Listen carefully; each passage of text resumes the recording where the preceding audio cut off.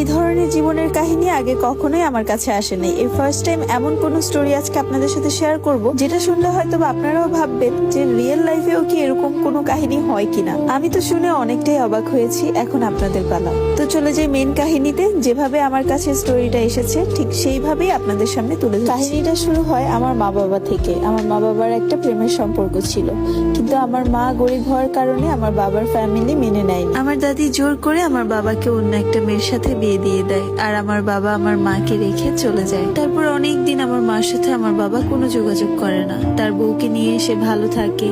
কিছুদিন পর তার 2টা ছেলেও হয়। হঠাৎ করে আমার আব্বু আবার আমার আম্মুর সাথে যোগাযোগ শুরু করে এবং যোগাযোগটা খুবই গভীর থাকে। আস্তে আস্তে এতটাই গভীরে পৌঁছে যায় যে আমি আমার আম্মুর পেটে চলে আসি। আর আমার আম্মু যেদিন থেকে জানতে পারলো আমার আম্মু প্রেগনেন্ট, সেদিন থেকে আমার বাবাকে জোর করতো বিয়ে করার জন্য।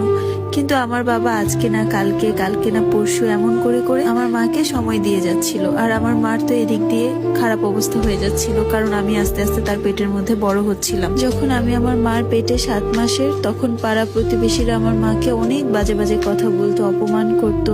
এই সমস্ত কিছু আমার মা সহ্য করতে না পেরে আমার বাবার বাড়িতে চলে যায়। আমার মা যে আমার দাদির কাছে সবকিছু বলে। আমার দাদি রাগ করে আমার বাবাকে ডাক দিয়ে জিজ্ঞাসা করে, কিন্তু আমার বাবা আমাকে অস্বীকার করলো।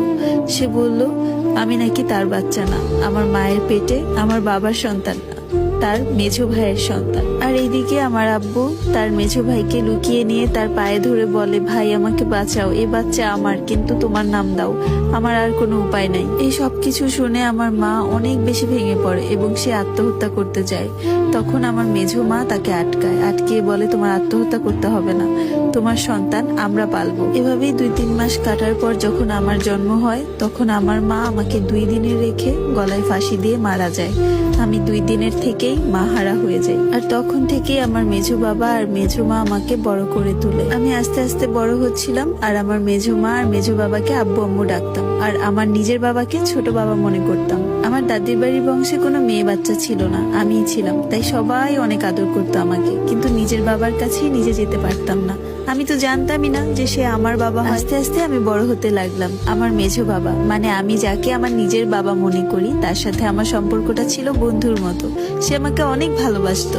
আমার মেঝো মাও আমাকে অনেক ভালোবাসতো। হঠাৎ করেই আমার মেঝো বাবার ক্যান্সার হলো এবং সে মারা গেল। বাবার আদর স্নেহ থেকে আবারও বঞ্চিত হয়ে গেলাম। নিজের বাবা থাকতেও নেই, যে বাবাকে বাবা মানে জানতাম সেই বাবাও চলে গেল। কিন্তু আমার মেঝো মাও আমাকে অনেক ভালোবাসতো। আস্তে আস্তে বড় হলাম। তারপর আমি একটা ছেলেকে ভালোবাসলাম। অনলাইনে যোগাযোগ হলো, মানে ফেসবুকে পরিচয় ছিল। সে আমাকে অনেক ভালোবাসতো, আমিও তাকে অনেক ভালোবাসতাম। হঠাৎ করে একদিন কেন জানি আমার প্রচুর পেটে ব্যথা শুরু হলো। ডাক্তারের কাছে গেলাম। ওখান থেকে ডাক্তার আমাকে বলল আমার নাকি ক্যান্সার হয়েছে। আমার মাথায় তো বাজ ভেঙে পড়ছে। কি বলে না বলে, আমি এটুকু একটা মানুষ, আমার যদি এখনই ক্যান্সার হয়, জীবনে মায়ের আদর পেলাম না, বাবার আদর পেতে পেতেও বাবা চলে গেল, জীবনে তো অপ্রাপ্তি দিয়েই শুরু হলো, অপ্রাপ্তিতেই শেষ হবে। এই ডাক্তারের কাছে যখন শুনলাম আমার ক্যান্সার হলো, তখন ঢাকায় যেয়ে বড় ডাক্তার দেখালাম। সেখানে পরীক্ষা নিরীক্ষা করে জানলাম আমার ক্যান্সার না, আমার পেটে ইনফেকশন হয়েছে। যত তাড়াতাড়ি সম্ভব বিয়ে হয়ে বাচ্চা নিতে হবে। আমার মেঝো মা বাড়িতে এসে তার ভাইয়ের ছেলের সাথে আমার বিয়ে ঠিক করলো, কিন্তু আমি রাজি ছিলাম। তখন আমার মেজো মা আমাকে বলে আমি তাদের মেয়ে না, আমি আমার ছোট আব্বুর মেয়ে, তারা আমাকে পেলে বড় করছে, মানে আমার জীবনে তাদের অনেক প্রতিদান আছে, তো তাদের কথা আমাকে শুনতে। তাই তারা যেহেতু আমাকে কষ্ট করে বড় করছে, আমার তাদেরকে এর বিনিময়ে তার ভাইয়ের ছেলেকে বিয়ে করতে হবে। তখন আমার অনেক কষ্ট হয়, কারণ আমার মামাতো ভাই ছিল 38 বছর আর আমার ছিল মাত্র 18 বছর। আমি কিভাবে এই লোকটাকে বিয়ে করি? আর তাছাড়া আমার মামাতো ভাই অনেক অনেক নেশা করতো, অনেক বাজে রাস্তায় চলাফেরা করতো। এই মানুষটার সাথে আমার কিভাবে বিয়ে? অনেক কান্নাকাটি করি, আমার মায়ের হাতে পায়ে ধরি, তাকে বলি যে আমি ছেলেকে বিয়ে করব না, আমি অন্য একটা ছেলেকে ভালোবাসি।